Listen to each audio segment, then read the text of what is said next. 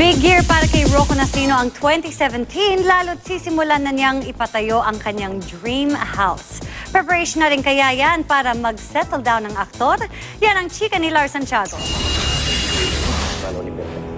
Walang problema kay Rocco Nacino kung hindi sila nabigyan ng mahabang Christmas break sa taping ng Encantadia.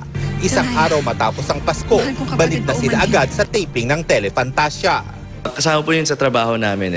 Siyempre, ginagawa namin to para sa mga kapuso natin na nag-enjoy sa Encantadia. Gusto rin daw ni Rocco na magtrabaho ng magtrabaho dahil sa papasok na taon, sisimulan na niyang ipatayo ang sarili niyang bahay sa Antipolo.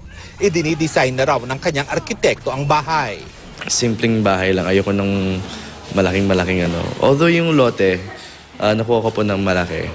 Yung bahay, gusto ko tama lang. Yung gusto ko yung maliit siya na narinig ko yung family ko. Ang bahay na ipatatayo ni Rocco, ang magiging family house na rin daw nila ng kanyang magiging asawa at kanilang mga anak.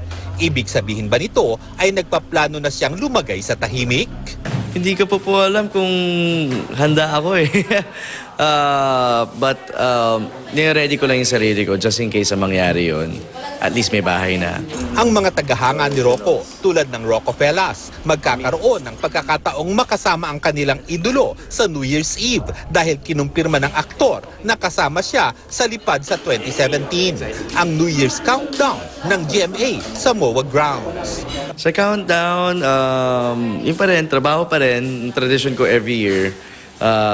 Sana kasama ko rin yung buong cast ng Encantadia. Lars Santiago, updated sa Showbiz Happenings.